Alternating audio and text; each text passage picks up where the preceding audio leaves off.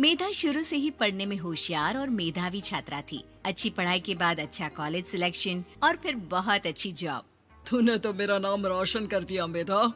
अरे लेकिन ये जो काम करने का तरीका है ना, इसे बदल ले। 18 घंटे काम करेगी तो कल को बच्चा कैसे संभालेगी? तुम्हारी तरह पागल नहीं हूँ माँ, जो बच्चे और परिवार में फंस जाऊँ। मैं तो जिंदगी खुल कर जीऊंगी। सब कहने की बात होती है बेटा, अपने बच्चे का सुख हर कोई चाहता है।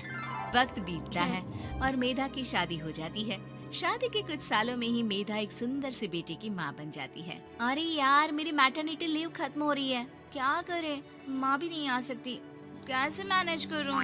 ऐसा करते हैं, इसके लिए एक केयर टेकर रख लेते हैं, वो देखा करेगी इसे। मेधा को पति की बात जंच जाती है और वो केयर टेकर की तलाश शुरू कर देती है। एक दिन उन लोगों के घर एक महिला आती है जो दिखने में पढ़ी लिखी लगती है। जी, क्या काम है आपको? मैम, मेरा नाम स्नेहा है। आपका एड देखा केयर टेकर का, क्या मैं आपके यहाँ काम कर सकती हूँ? हाँ, क्यों नहीं, लेकिन आप तो अच्छे घर की लगती हैं, फिर नौकरी क्यों? दरअसल मेरे ससुराल वालों ने मुझे घर से निकाल दिया क्योंकि मैं माँ नहीं बन सकती और माता पिता भी नहीं है इस दुनिया में। तो अरे अरे, कोई बात नहीं, तुम लक्ष्य को ही अपना बच्चा समझो और यहीं रहना, और किसी भी चीज की जरूरत हो ना तो बता देना। नेहा खुशी खुशी लक्ष्य को संभालने लगती है। रात को जब मेधा घर पर आती है, अरे क्या बात है स्नेहा, तुमने खाना नहीं खाया क्या? अरे दीदी, आपका बेटा टाइम दे तब ना। अरे तो जब वो सोता है तब खा लिया करो। तब तो मैं इसके पास ही बैठी रहती हूँ। कोई मच्छर या कीड़ा काट ले लक्ष्य को तो अब आप पकड़ो, मैं खाना खा लेती हूँ। स्नेहा वहाँ से चली जाती है। बहुत ही अच्छे से ख्याल रख रही है ये लक्ष्य का। मेधा, इतना तो शायद तुम भी ध्यान नहीं देती। मेधा को पति की बात बुरी तो लगती है लेकिन कुछ नहीं कहती। धीरे धीरे स्नेहा मेधा और उसके पति के साथ बाहर भी जाने लगी। सुनो, स्नेहा को भी बाजार ले चलते हैं, वो क्या है ना, लक्ष्य को देख लेगी जब तक मैं शॉपिंग कर लूंगी। हाँ हाँ चलो, वैसे मैं चाह रहा था कि लक्ष्य को लेकर हम दोनों ही चलते। क्या यार, तुम तो फ्री में इमोशनल हो जाते हो, कितना देख लेंगे हम दोनों मिलकर, ले चलो उसे। कार से निकलकर मेधा और लक्ष्य रोड क्रॉस कर रहे थे कि सामने से कार आ जाती है। मेधा का ध्यान नहीं होता लेकिन स्नेहा तुरंत लक्ष्य को मेधा से छीन लेती है। मेधा गिर जाती है और कार मेधा को छूकर निकलती है, जिससे मेधा को खून आ जाता है। पति मेधा को हाथ देकर उठाता है। स्नेहा लक्ष्य को लेकर गले लगाई रहती है। थैंक्स स्नेहा, मैंने तो ध्यान ही नहीं दिया था कि कार आ रही है। स्नेहा का गुस्सा मालकिन पर टूट पड़ता है। अरे कैसी माँ है आप, अगर आज कुछ लक्ष्य को हो जाता तो मैं आपको कभी माफ नहीं करती। छोटा सा बच्चा है, उसे चोट लगती है तो पता है कितनी तकलीफ होती है। पति भी स्नेहा को देखने लगता है कि उसे क्या हो गया। मेधा को स्नेहा पर काफी गुस्सा आ जाता है। घर आकर कहती है, देखो स्नेहा, माना तुम लक्ष्य को बहुत प्यार करती हो, लेकिन वो मेरा बेटा है, मैं कभी जानबूझकर उसके साथ बुरा नहीं कर सकती, समझी? मुझे माफ कर दीजिए, मैं लक्ष्य को लेकर कुछ ज्यादा ही सेंसिटिव हो चुकी हूँ। मैं ध्यान रखूंगी कि आगे से ऐसा ना हो। मेधा का मन स्नेहा से अब हटने लगा था। एक शाम मेधा ऑफिस से घर आती है कि लक्ष्य उसे दिखाई नहीं देता और ना ही स्नेहा। वो स्नेहा के कमरे में जाती है जहाँ दोनों सो रहे होते हैं।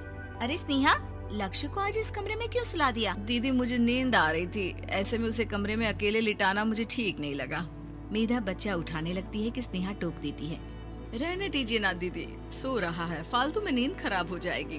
मेधा को गुस्सा आ जाता है और वो बच्चा उठाकर वहाँ से चली जाती है। अगले दिन मेधा स्नेहा को बुलाती है, साथ में एक और लड़की खड़ी होती है। स्नेहा, अब तुम अपना कुछ और देख लो, हम लोगों को नई केयर टेकर मिल गई है, तुम इस हफ्ते घर छोड़ देना। स्नेहा का मन लक्ष्य को छोड़ने का नहीं करता, लेकिन नौकरी तो नौकरी होती है ना। स्नेहा घर से चली जाती है। धीरे धीरे महीने और साल बीतते जाते हैं और लक्ष्य एक नौजवान लड़का हो जाता है। लक्ष्य, आज मुझे मंदिर जाना है, ले चलोगे? ठीक है माँ, एक काम करके अभी वापस आता हूँ, तब तक आप और पापा दोनों तैयार हो जाइए। दोनों तैयार होकर बैठ जाते हैं लेकिन लक्ष्य काफी देर तक नहीं आता। अरे मेधा, फोन तो करो लक्ष्य को, देखो क्या हो गया उसे।